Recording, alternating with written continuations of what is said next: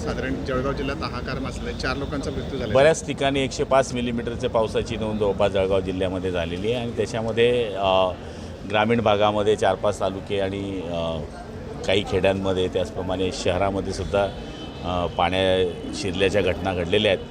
पण काही ठिकाणी ग्रामीणमध्ये आपण पंचनाम्याचे आदेश दिलेले आहे आणि शहरामध्ये सुद्धा जिथे नुकसान झालेलं आहे तिथे पंचनाम्याचे आदेश दिलेले आहे. पारोडा तालुका, पाचोरा, भडगाव, मुक्ताईनगर, अशा अंमळनेर अशा बऱ्याच तालुक्यांकडनं रिपोर्टिंग आम्हाला प्राप्त झालेलं आहे. भाऊ, साधारण दुसरा प्रश्न आहे की राष्ट्रीय महामार्ग मुंबई नागपूरचा बंद आहे, काय याच्या मागचं नुकताच नूतनीकरण झालेला होता मार्गावर. काल कोणीतरी एक रील टाकल्यामुळे लक्षात आलं की त्या ठिकाणी थोडा भाग खचल्याचं या ठिकाणी प्राथमिक दिसलेलं आहे. आता दिल्लीची टीम तिथे आल्याचं मला प्राथमिक माहिती मिळालेली आहे.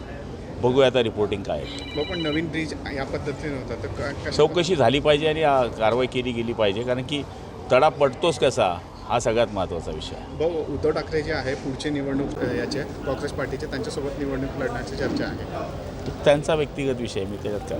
भाऊ, दुसरा प्रश्न एकदा विचार केला की पंतप्रधान नरेंद्र मोदी यांनी विद्यार्थ्यांना आव्हान दिलं आहे की शिवीगाळ कुठेही करू नये, आपला जो भारत आहे हा संस्कृतीचा भारत आहे.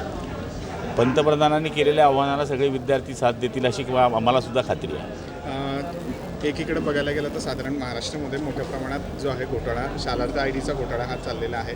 जळगावचं नाव देखील त्याच्यामध्ये पाहायला मिळतं. ते बघा, SITच्या चौकशीमध्ये जे आले ते कोणीही असले, कोणत्याही विचाराचे असले किंवा कुठल्याही पक्षाचे असले, कुठल्याही तालुक्याचे असले, चौकशी सुरू आहे. चौकशीमध्ये जो दोषी असेल त्याच्यावर कारवाई होणार आहे. संजय राऊत यांनी टीका केलेली आहे की अमित शहा जे आहे संसद सोडून पुण्याला फिरायला निघाले. त्यांना कामच काय दुसरं, त्यांनी दिवसभर काहीतरी कोणावर टीका करायला पाहिजे, त्याच्याशिवाय त्यांना झोप लागत नाही.